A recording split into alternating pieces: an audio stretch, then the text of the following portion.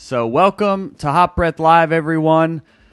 Today's guest is one of our most popular in Hot Breath history. Since he did the show, his career has taken off. I won't say it's the Hot Breath bump, but it may be the Hot Breath bump. Welcome to Hot Breath Live. Dusty Slay, everyone. All right. It is true. You know, I was down in Atlanta doing the Laughing Skull Festival. I did your podcast, and then my career took off. That's right. You know, there's a lot of things that could take credit, but I mean, you can't deny that it was along that same line.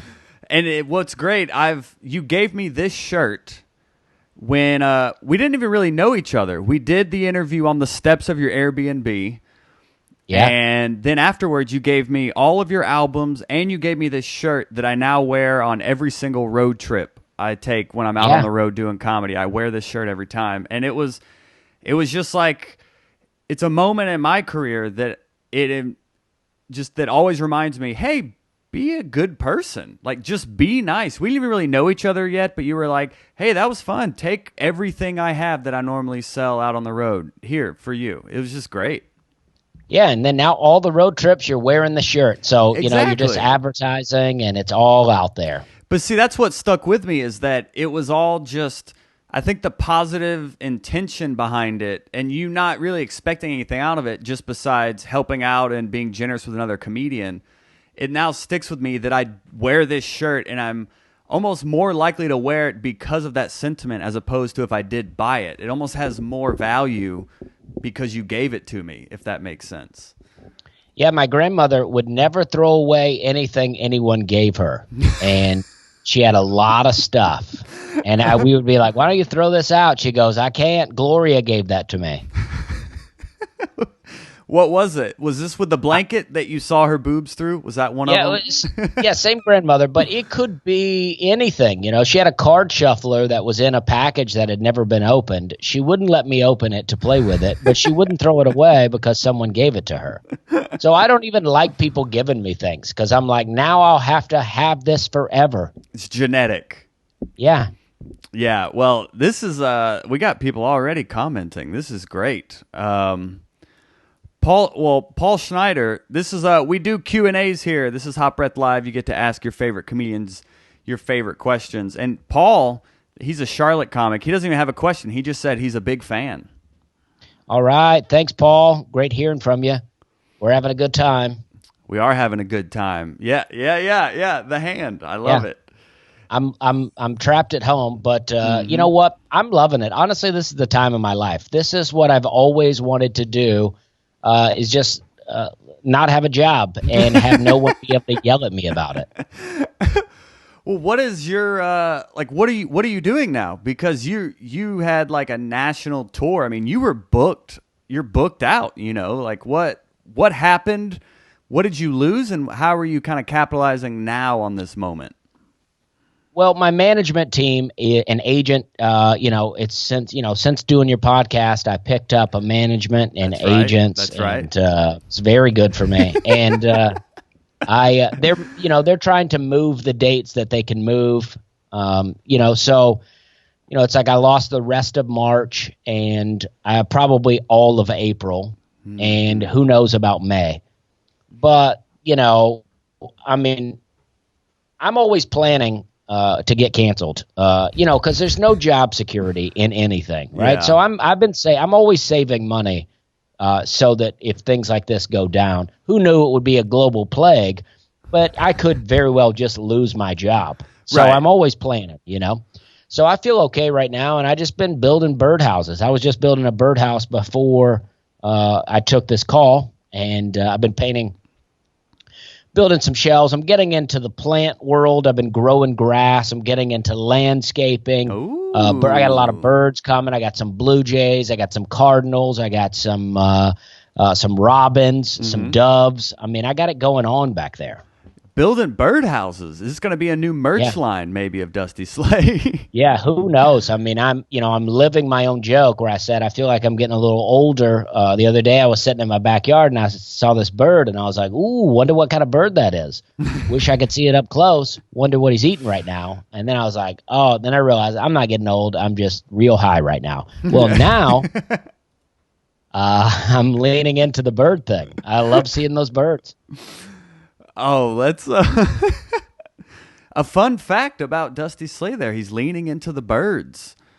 Yeah, I got a bird bath back there. I did a little video, Dusty in Nature video with. I saw that. Yeah. Bird bath. Yeah. Yeah. Oh, and it's I'm getting into it. we got people commenting we're having a good time. People are loving the good time.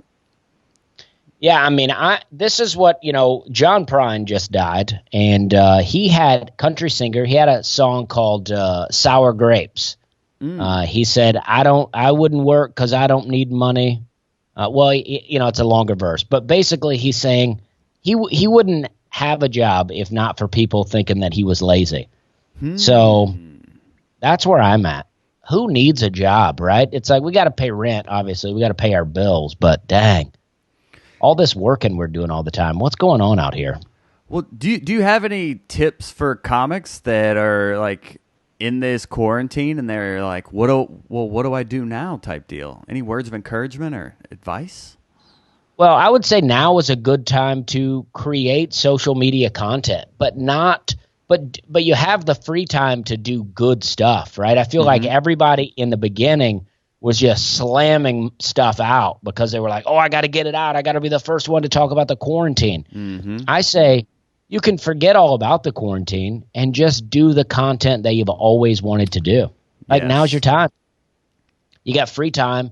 You got nothing to do. I mean, I know that I can kill time. I mean, I'm watching Planet of the Apes movies and stuff like that, when I should be out building birdhouses. But actually, building the birdhouses helps me think of other things. I get into, it reminds me of when I used to have a job. I used to think of so many jokes when I had a job.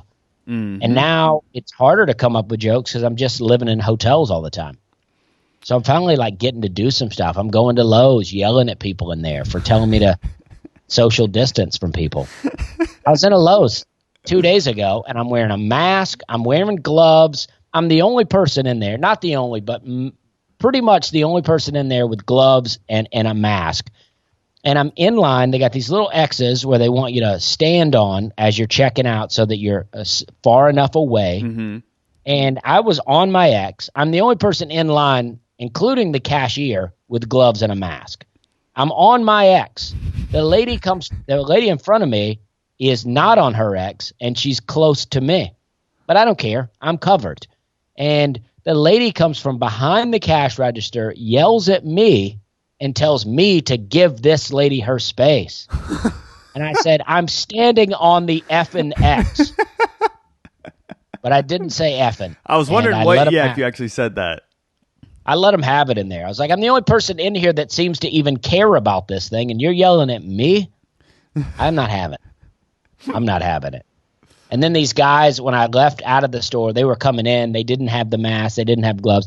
And they were really trying to look at me like I'm some kind of idiot, Like they're trying to make heavy eye contact with me. Like they're making fun of me with their eyes. But I'm not having it. I gave them a wave with my gloved hand. Yeah, just the gloved wave. That's great. Yeah, I'd love for them to ask me about it. Why are you wearing all that? Well, because I don't want to catch coronavirus. I'm trying to breathe around here. You know what I mean? Well, speaking of being in people's safety zone, we have a question about Bert. So you opened up for Bert Kreischer on his Body Shots World Tour, which I would love to hear more about in detail. But Skip Angel, Skip Angel,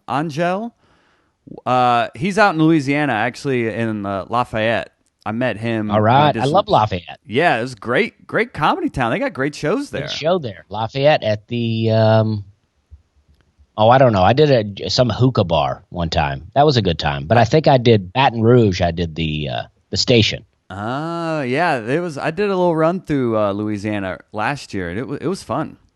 So, Jason Leonard. Yes, exactly. Yeah. He commented, Skip said, does Bert drink as much as people think? Well, I've worked with him a few times. The first time I worked with him was in Lexington, Kentucky at Comedy Off Broadway. And I guess he was sick And he really didn't drink much at all. He would just drink during the shows, and then he wouldn't party at all after. And then on the Body Shots tour, he parties hard, but during the day he didn't drink. He went for runs, and he wouldn't drink. And then he wouldn't drink until the second show of the night. But yeah, then it's balls to the wall. I mean, the guy is after the show. I mean, it's let loose, and I mean, it's fun. I only saw him one time in all the nights we were together where he seemed like he got pretty drunk. I mean, he handles it well. For me, a person that doesn't drink, I mean, the biggest problem for me is that Bert would get super drunk and just want to hang out all night, and I'm up till 4 a.m. drinking coffee just trying to stay awake. It'd be a blast if I still drank, but there's nothing for me to do. I'm just hanging out, like still very aware of everything going on. We stayed out till like 4 a.m. in New Orleans. Oh my gosh. Yeah, I mean, and I'm walking back to the bus with all of them, like very sober, and walking by guys being like, I got that Coke. And I'm like, even if I were looking for Coke right now, I don't think I want it from a guy on the street at 4 a.m. in New Orleans. You know what I mean? I'm not trying to snort baking soda out here. I bet his fans are crazy too, though. I would imagine they go wild. They're so great. I mean, the best thing about the tour, I mean, because Bert's very nice. I like him a lot. But we would do 2 shows in every city, and he would tell the club or tell the people where we were going after. Mm-hmm. So we would walk into these bars after the show, and it's like we're like celebrities. Even me, I'm like, I say even me only because I'm not popular like Bert Kreischer's popular, but it was amazing because my shows were going well. So I would walk in and people were excited to see me, and I loved it. I love being on that tour. I mean, honestly, I just want Bert to let me go to sleep. You know what I mean? But you're like the old man of the group. Yeah, I mean, I'm like really. Yeah, I mean, I like to do my show, and then I go back to my hotel and hang out for a couple hours. I don't mind popping into a bar for a second, but I'm not trying to hang. Do you have any favorite memories of it? Well, the quarantine has honestly not been bad for me because I like just hanging out at home. Mm-hmm. If I had more land, I would never want this to end. But I mean, I don't know. I mean, it was pretty much all the same all throughout. I mean, the shows were great. It was all theaters. The shows were great. And then, going out, especially the first run that we did was really – because I went on 2 runs. But we went from I don't know. We went up into Canada. We did Toronto. I think that's where we started, actually. We did 2 nights in Toronto. Then we went to Ottawa.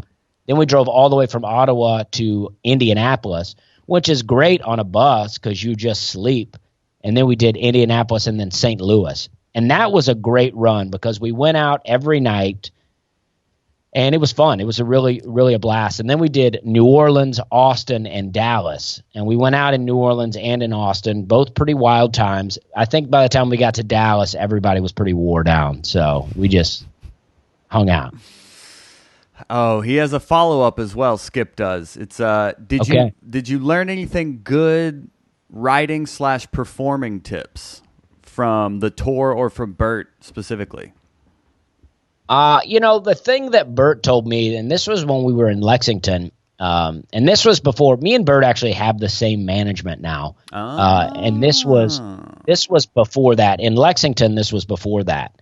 And he told me, he was like, if you're going to be, and I was featuring for him, he was like, if you're going to be out here working the road like this and not moving to New York, not moving to LA, he's like, you got to be writing all the time. He said, because what happens to guys on the road is they get their hour is great, they tell it everywhere, they never write any new jokes, and then by the time it's time for them to start writing new jokes, they've not been working that muscle that they had built up to write those jokes. So now they're like a newbie trying to write jokes again. And he's like, it's important to always be writing. I think that's the biggest thing I learned from Bert. I mean, what Bert has, in my opinion, is not something that can be learned or taught. I mean, he just has a real ability to be this likable party guy that people want to hang with, they want to party with, they want to hear his stories. I think he's a great storyteller, and it's fun to watch him tell those stories. But yeah, I don't know that you could take what Bert has and teach to somebody. Mm-hmm. You know what I mean? Like the guy, I mean, when he would start, he would do an hour 15 every night, and when he would do the and that's another thing. I mean, we did a 90-minute show. I did 15 minutes. He did an hour 15. That's what I want to do. I get a little bored of the same routine of host, feature, headliner, because I don't want people doing that much time on my show, because I want it to be my show. I'm there to put on a thing. And if I give 45 minutes of 90 minutes up to someone else, it's barely my show. By the time I hit the stage, they're already dropping the checks, and I'm just kind of winding them down. I want to do so. What my plan is to get to that place where I'm doing an hour 15 and my opener does 15. That's what I'd love to do. But I mean, when he would start that machine story, we're like an hour and 5 into the show, and he would say, he would start it how he starts it. I went to college at Florida State and got involved with the Russian mafia. I mean, the sound the audience made was unbelievable. One time I was behind him in Dallas, like behind a curtain, and I almost could feel the sound. When people started to cheer for that, you could like feel it, like a wave hit you. Mm-hmm. And it's like, Bert's just amazing on social media. He really works it. He's always working. I mean, he would do a video, and then we would go back to the bus, and he would be drunk editing a video that he was going to post. Wow. He's into it. But it shows that's why he's one of those guys, though, that like just stayed consistently grinding, consistently working, and being consistently funny, and it paid off in the long term. It's not the road a lot of especially younger comics want to hear, that, oh, you mean he just paid his dues and kept honing his craft and one day it paid off, like a few decades later. But he really is an example of that. Yeah, he was on the road so much, and he told me that he just works, right? He works. Like when we drove from Ottawa to Indianapolis, that's a really long drive, and it was a snowstorm, and we were in a bus, so it was even longer than normal. We stayed up really late. Everybody was drinking, partying, and then he got up and called in to Bob and Tom, the radio station there, even though both of his theater shows in Indianapolis were already sold out. Like he still did it. Like he works hard, and that's what, he worked the road for a long time. And it's like, that's what a lot of people, I think, just forget about. They forget about the fact that you have to work. It doesn't end. I mean, for me, when things really started to pick up, I'm working harder than ever. Like, I got an agent booking for me. I got managers setting things up. I got information coming at me like never before, but I'm working harder than ever. I got more people helping me carry the load, and I still have more to do. So there's another good question. Carly Sherrick says birds are terrifying, and Robin Clark said, I think we have the same grandmother. So that's a good time. All right. Yeah. So John Chappelle here asks, he's an Atlanta-based comic. He's newer. He's only done it a handful of times, but he's super active and eager to learn, which is a great thing to have.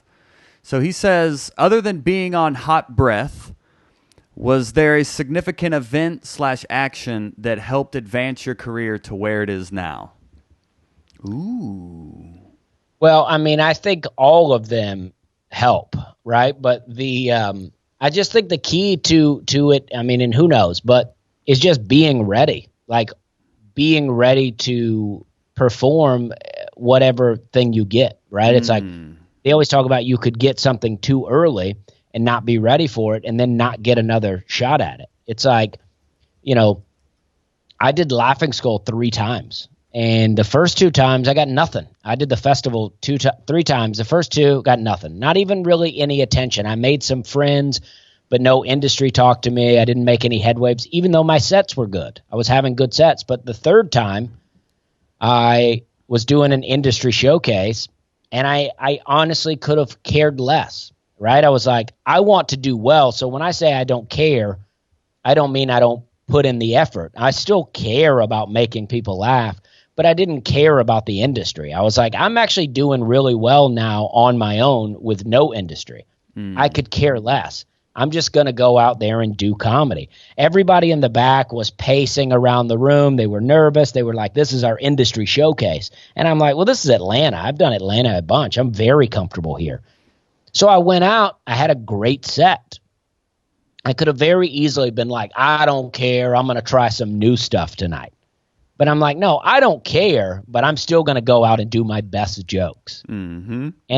And so that got me basically, in a roundabout way, got me the JFL, Just for Laughs comedy festival. And the same thing there. Now, I cared about that one, but I also was ready. I went in with a plan. I came out, did my set. I had a great set. And then 2 weeks later, I did the Tonight Show. And then it's just like, repeat all those steps again. You're like, okay, now I've finally got the thing I've been wanting to get. I got to nail it. I can't mess around. I can't take chances. I got to be like, these are the jokes I'm doing. I'm going out with my best. I'm honing it. I listened to Michael Cox, who's the booker for the Tonight Show. He wanted me to, work with me on my set to help make the perfect set for late night. And I listened to him. Mm-hmm. I took his advice. I listened. I like to take advice from people that are clearly doing things that I want to be doing. I don't like to take advice from people whose careers aren't going that well. Boom.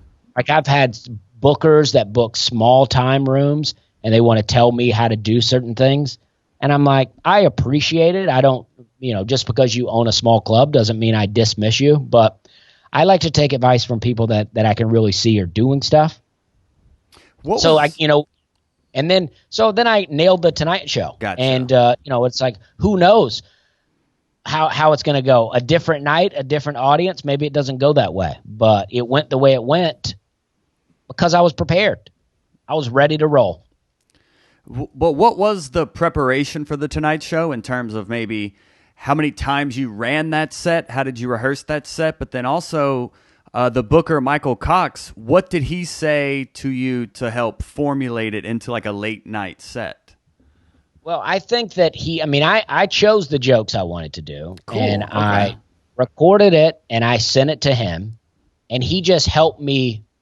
He goes, basically, like if you watch that set, at the end of the thing, I say, I'm talking about the DVDs, 3 for $5. And then I say, this is your deal. This is just 3 for $5, 2 times. If you want, I'll buy these 3, and then I'll take off this hat. And then the audience cheers, and I go, thank you, have a good night. But that's not how that joke ends. I mean, when I do it in a club, I say, then I take off this hat, and I'll buy these other 3. And then I say, and that worked, and then that gets a laugh. And then I say, she didn't know how that second guy got there, but she sold him some DVDs. Right? So all of those lines get laughs. Those are, to me, that's where the joke is those next 2 lines. When I say, and it worked. She didn't know how that second guy got there, but she bought. But Michael Cox said, he goes, listen, he's like, I know the Tonight Show audience. And when you take off that hat, they're going to laugh and cheer. And I think that's where you should end it. And I was like, but that's not the joke. I was like, that's not where I get a laugh at shows. And he goes, listen, you can do whatever you want to do. You can end it however you want to end it. But when you take off that hat, they're going to laugh and cheer, and I think that's your out. And so he left it up to me. He said, do whatever you want to do. But when I got to the end and I took off that hat and they laughed and cheered, I was like, wow, he was spot on. Mm-hmm. And with repping out that set and even like backstage, do you have a set list you're going over? Were you repping out this set? Like, how many times do you think you ran this set?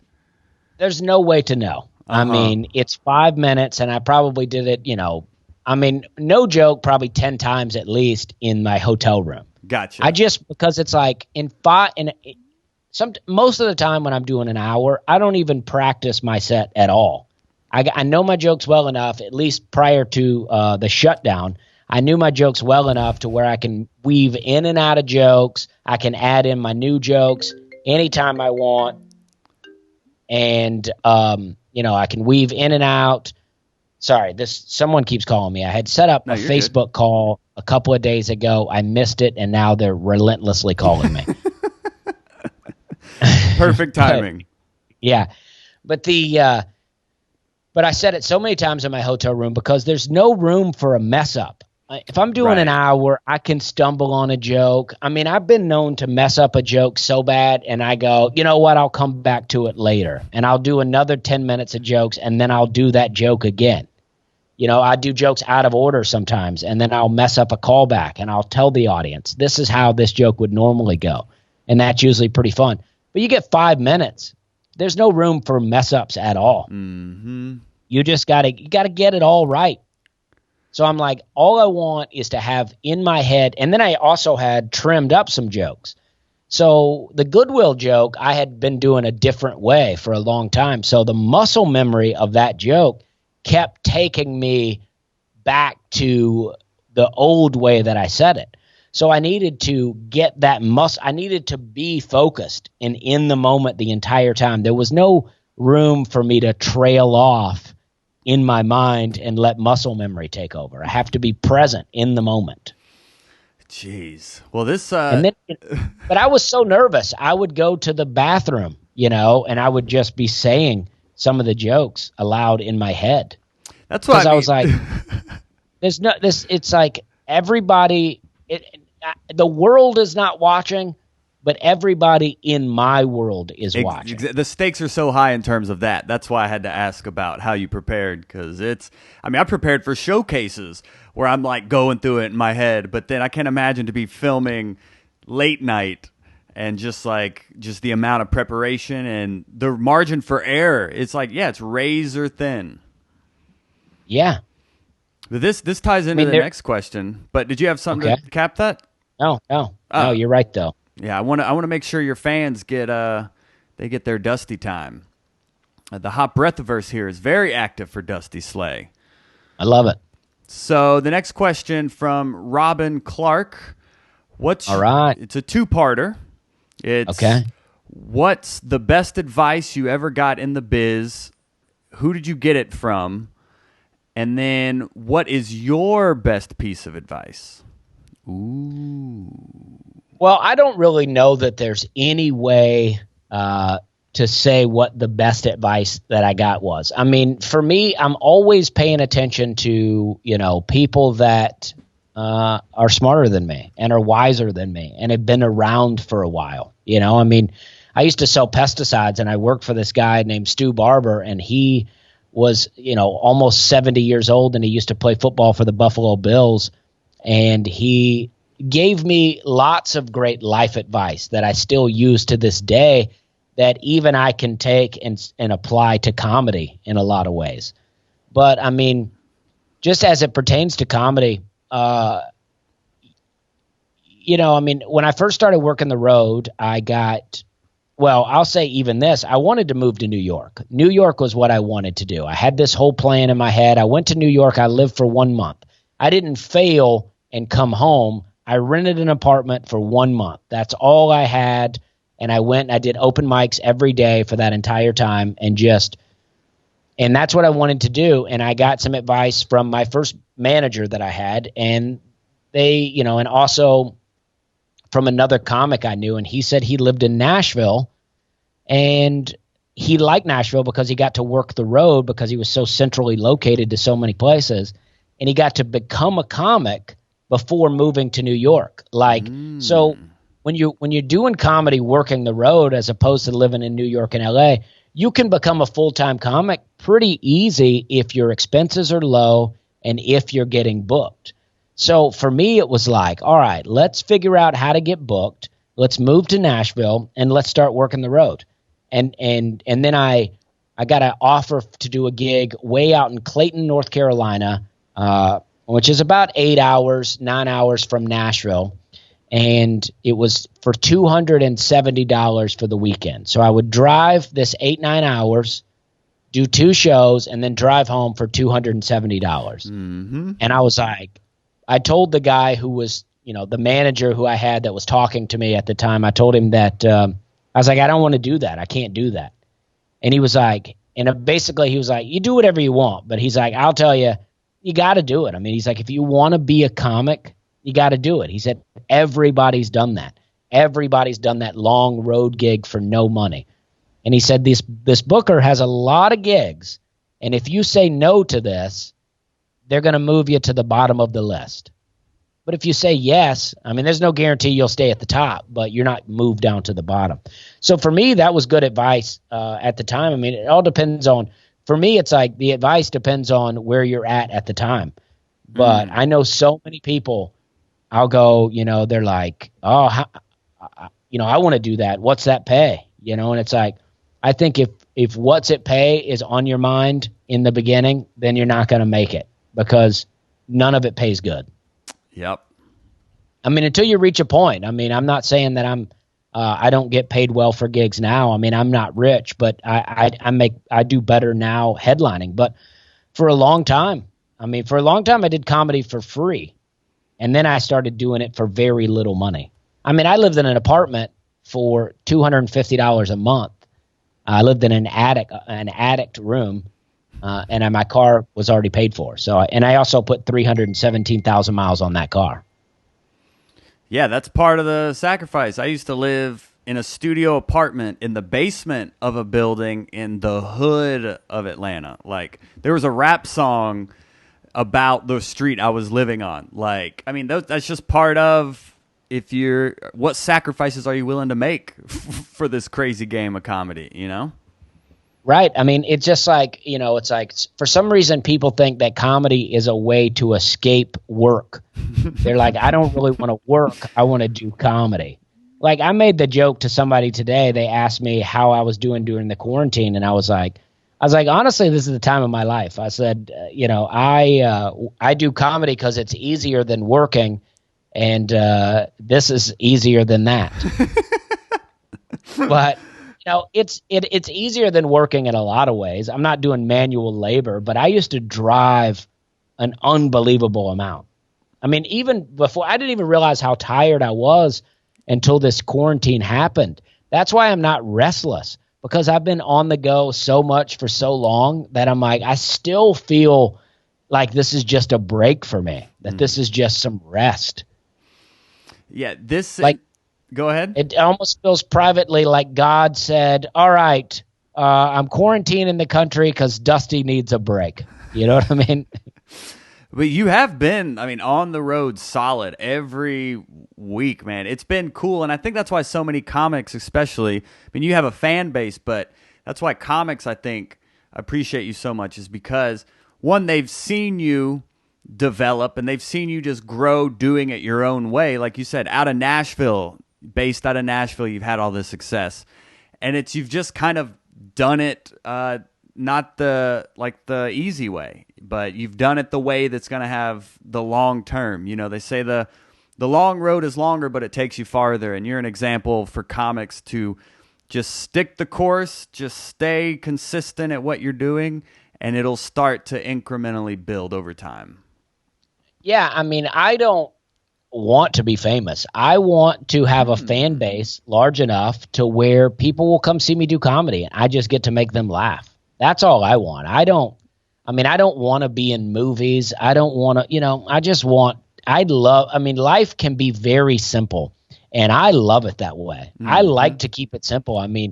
It can get wild out there. If you try to stay running this race all the time, I'm like, oh no, I'm not trying to argue with people about politics on social media. I'm just trying to live my life. I'm growing some plants and birds right now, but I'm going to get into growing some vegetables and some fruits. I'm moving along.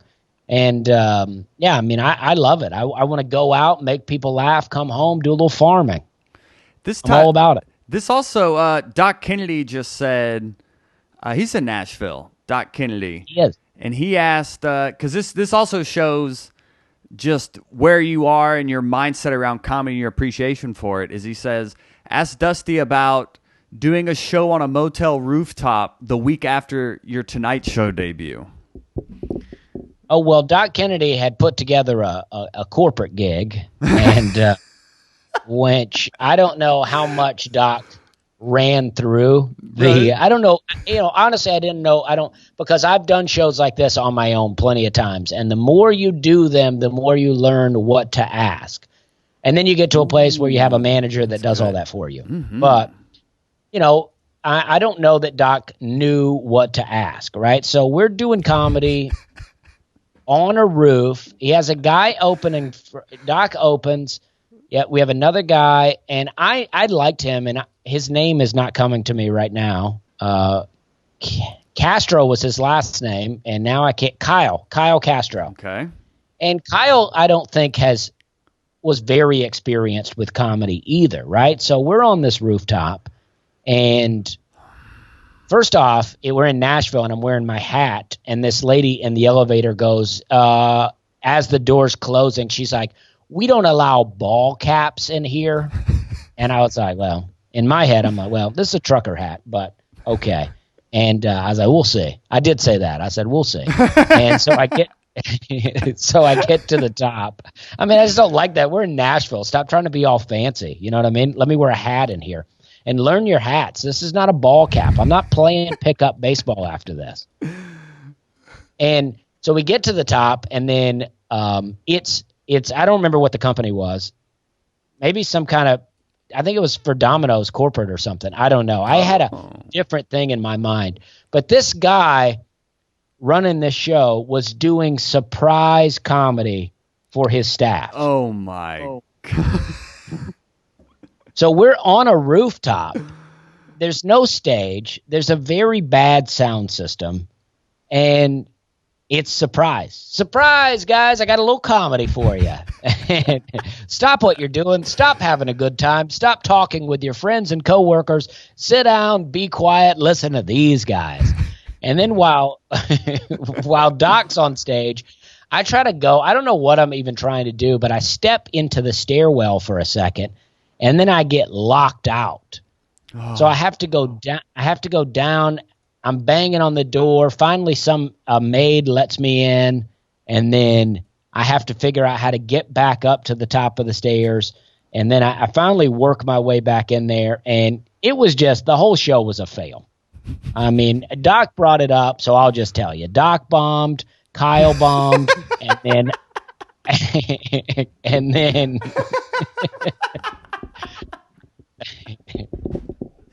That's what we needed to know. That's what we needed to know. I don't want to say that I bombed.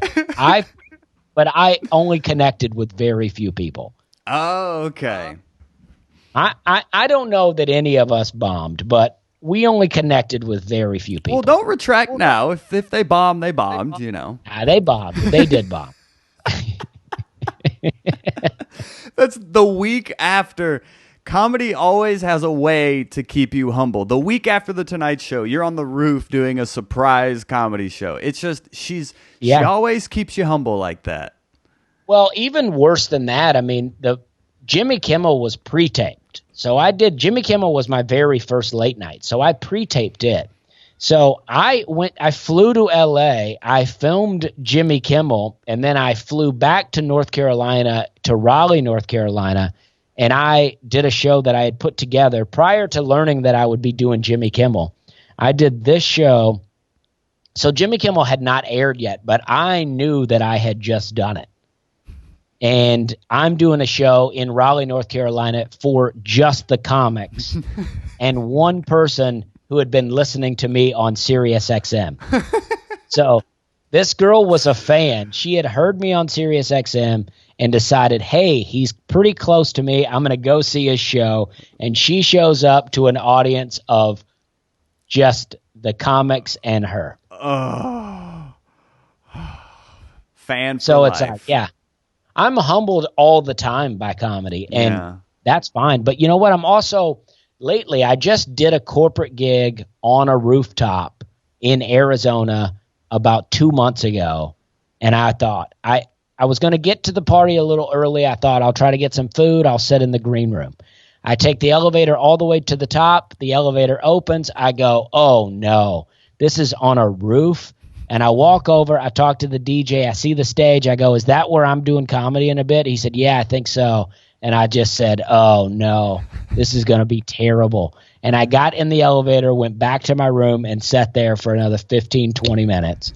Because I'm like, I'm not dealing with it until it's time to deal with it. Yeah. And then I went back up, and I got on stage, and I just prepared myself for the weirdest, worst show. And then it was fantastic. The audience got into it. We had a great time. I even hung out for a little while and helped them do their award show. It was such a great time. Yeah, corporate gigs are interesting like that. Sometimes they're I mean, they almost always pay well, but there's usually a price to pay within that high payday. But some of them will pleasantly surprise you. Every corporate gig I've done since I've had my management and agent, it has been great. Every corporate gig has been great, and every college that I've done has been great too. Yeah. I'd like to tell colleges, I come out, I go, hey, normally I do comedy for a lot of old people. So if you don't like these jokes, just remember your parents will love them. And then I did my 5 o'clock somewhere joke, and it went pretty well. But then I said, your dads would love that joke. And Doc said you set off an alarm that ran through Kyle's set. Well, that was probably the most noise that was made during Kyle's set. And no, I'm just kidding. I like Kyle. I'm not trying to trash him. Hey, everybody bombs, but it's the funniest to me when comics bomb too. I always laugh the hardest. It's just something we all go through. I did set off an alarm. I forgot that. I don't even remember how I did that. But yeah, that place was a mess. Yeah. It was such a nice hotel, but it was a maze. Well, we have approached. It's 1:45, so you have. If you have more questions, I could do 10 more minutes, and then I have a call at 1. Okay, cool. Yeah, my time. Yeah, we have a few here, so we'll just try to just kind of chip them out, because. Okay. Let's Paul. I'm talking. No, it's Sean Patton on here, and he ended up going like 2 hours. Like every answer was like a 10-minute answer. So oh yeah. Because I love comics, just like helping comics, and that's what this whole show is about. So it's Sean Patton's great. I really like him. Very good. So Paul Snyder asked, he says, I loved all Dusty's podcast episodes of advice to new comics. Are there any new tips that you've come up with, or anything that you've rethought since putting those out? I don't think so. I mean, it's hard to. I mean, it's like new tips. It's like I put everything in that. And I don't think that I would change anything because I really spent a lot of time writing those. Mm-hmm. And just since I did the process that way, I mean, it just was me rethinking everything that I did. And I just think it's just important to work hard and not ever think that it's going to get easier. It should be fun to you. So working harder shouldn't be that big of a deal. But I just think it's important to know what you want to do. Do you want to be a comic? Do you want to be an actor? Are you using comedy as a platform for something else? Because if you are, then you probably should move to a bigger city, a city where that kind of stuff is happening. Mm-hmm. But if you just want to be a comic, just move somewhere that you're close to an airport or centrally located to driving. I just think that's the best. And also take advantage of all kinds of membership programs. Like if you start flying, get a credit card for an airline and use that same airline all the time. You build up miles, you build up status. And I mean, by the time, I was flying for 2 years and I'm almost first class on so many flights now because I have the top status with this airline. And so it's like I'm always getting upgraded and I'm always getting perks and things like that just because I get to carry multiple bags for free now. And I know that everybody goes, oh, Southwest, all bags are free. But Southwest is weird to me. I don't like it. I like to know where I'm sitting. I don't like a spur-of-the-moment seat choice. That's good. Yeah, that's good advice. And you actually inspired me with the series you did on your podcast about tips for comics, it inspired me. I booked a 2-week long tour, and then I did a road trip tip series on my podcast. And I actually accredited you on your podcast for inspiring the idea, but I did like a 5-week road trip tips series. So it's very valuable, and comics clearly, it resonated with Paul and several others. Yeah, I mean, it's like I just did that. I never try to pretend that I'm doing anything other than what I'm doing. Like I'm not going to sit here and go, deep in my heart, I just cared about everyone and wanted to give back. No, I want to do a podcast and I need content, right? But I also do care about helping people, right? Right. Because I need content doesn't mean that I don't care. But I hate when people just try to act like they're out there. I'm just out here fighting for everyone. I'm just trying to. It's like, take it easy. We're all a little self-serving. You know what I mean? But I want people to. I think that you learn best through experience, but it could also be nice to hear from someone else, from a real take. I don't try to dramatize anything. I don't try to make it, or I don't know if dramatize. I'm not trying to make anything seem like anything other than what it is. It's work.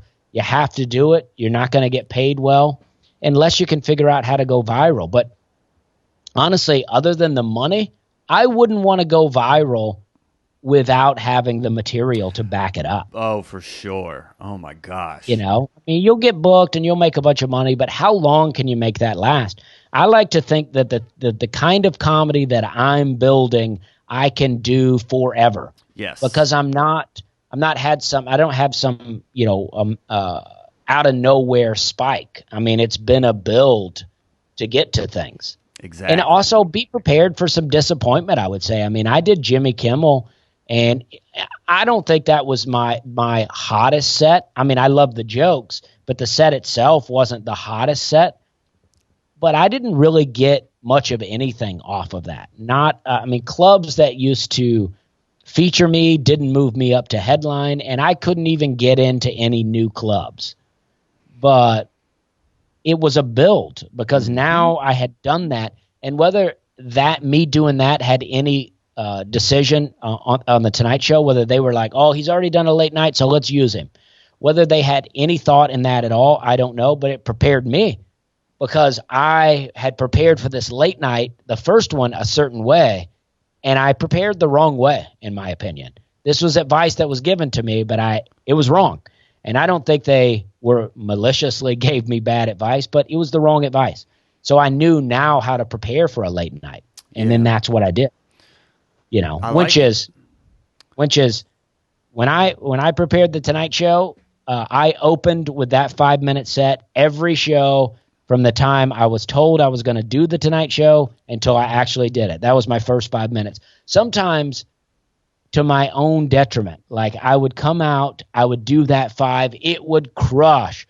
People would be falling out of their chairs, and then I couldn't follow it. I couldn't follow my own. So I'd do 5 minutes of killer material and then 40 minutes of people being like, okay, buddy. We peaked so early.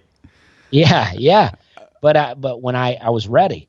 Now, for the Jimmy Kimmel, I was told the way to prepare, they said the audience will be really hot. So what you want to do, and this was not Jimmy Kimmel's people. This was someone else in my life. Okay. And they said the audience will be hot. So when you practice the set, they said do about 10 or 15 minutes and then take a little pause and then do your 5 minutes. So that way the audience is hot while you're practicing it. So when I went out to the Jimmy Kimmel audience, they were not hot at all. The way Jimmy Kimmel does it was like they're in one room for the famous people, they're in one room for the music, and they're in one room for the comics. That was the old way. It's different now. But so the audience was basically cold, and I came out and opened with material I had never opened with. Oh my gosh! All right, wow. So if you watch that set, you can notice that as the set goes along, it's starting to get better and better and better, and then it ends with a big laugh. But in the beginning, it was not good. But when I do that set, if I did that exact 5 minutes in middle way through a set on almost any stage in the country, it's going to crush. From the first joke to the last joke, it's going to be bang. And I know that because I that's what I was doing. That's why I chose those jokes. All right, let's rapid fire here. We're putting a 45-second timer on these last few here. Question 1. Do you have any specific writing exercises you like to do? No, I just like to write down every funny idea that I have and put it in a notebook and don't throw that notebook away. I don't really write as much as I should, but I like to write down ideas and then bring those to the stage, and I just try to flesh them out on stage. Okay, more on stage. All right. Jody Carter asked, does Dusty miss Charleston and Joe Pasta? I miss Charleston. You know what? I miss Joe Pasta a little bit because I miss the hang. I loved all those people that we used to hang with. Hey, Jody, by the way. And I loved hanging at Joe Pasta. But I do miss Charleston. But there are other rooms that I miss more than Joe Pasta. I miss doing my open mic at Big Gun Burger. I miss Theater 99. I miss the Tin Roof open mic. Joe Pasta's pretty far down on the list, but I love Stan Shelby. And I always liked doing that open mic. All right, Robin Clark, what was the hardest bomb, and what's your advice for surviving a bomb? Well, I still think that my hardest bomb was the bomb that I shared on Hot Breath podcast the time before, opening for Ari Spears. That's still the hardest. But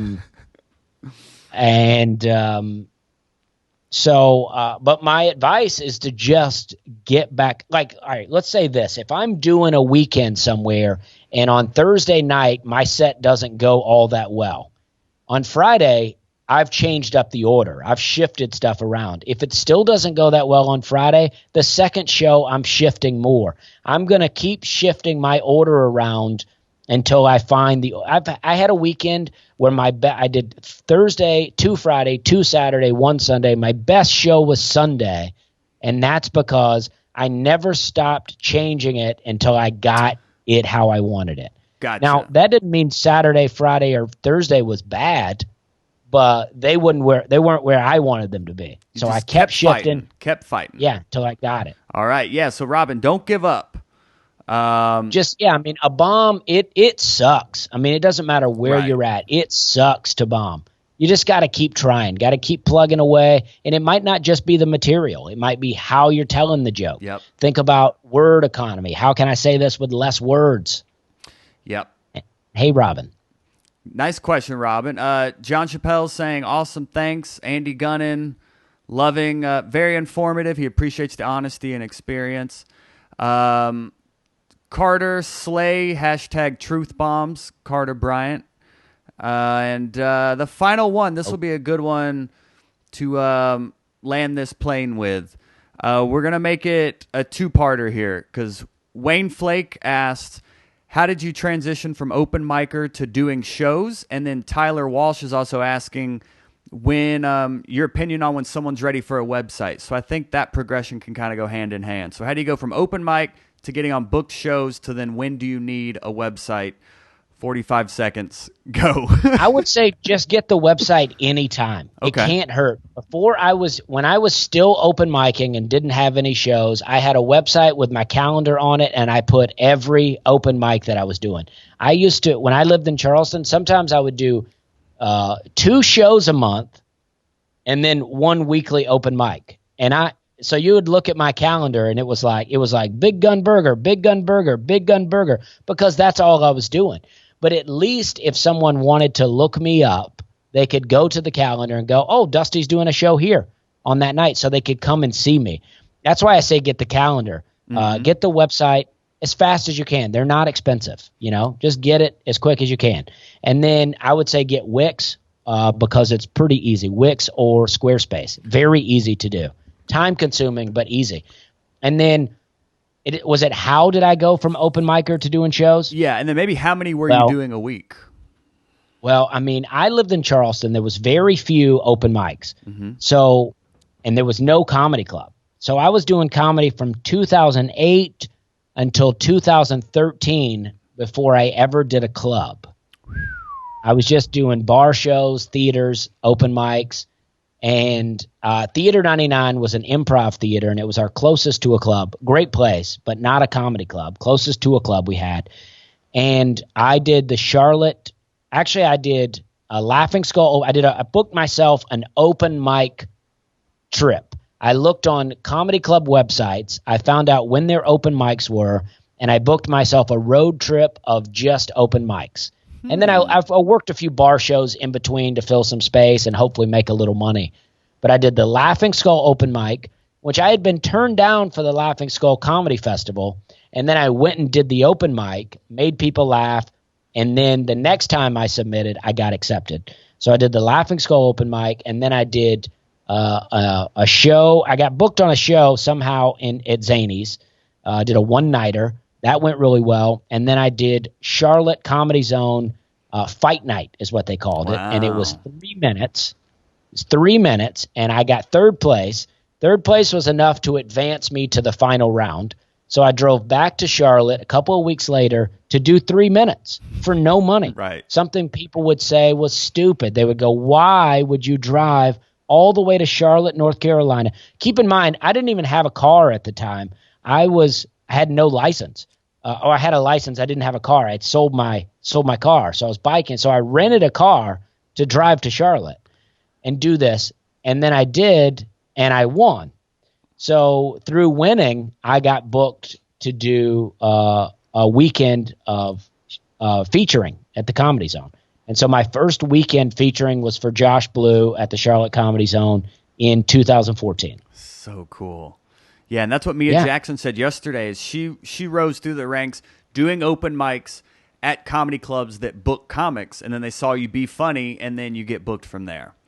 Yeah. So be funny is the key to getting booked more, pretty much. I always say be nice and be funny. People love to be around nice people. That doesn't mean you have to be a pushover, but be nice, be funny. Everyone wants to have you at the comedy club. Well, you are so nice for going in overtime here, Dusty. Thank you so much for sharing this hour, Joel. man. Dusty, you're the best. Everybody go support Dusty. DustySlay.com, the podcast. Let them know anything you want to promote. Dusty Slay. Yeah, we're having a good time. And I'm on TikTok now. My TikTok is at Dusty Slay. TikTok, it's so stupid, but TikTok is now my most popular social media. I have the most followers on TikTok that I have any other social media. He's making birdhouses on TikTok, everyone. Go check out Dusty Slay. Thanks, Hot Brethren. You're the best. Have a good day, buddy. All right. Thanks, guys. Thanks, Joel. No problem.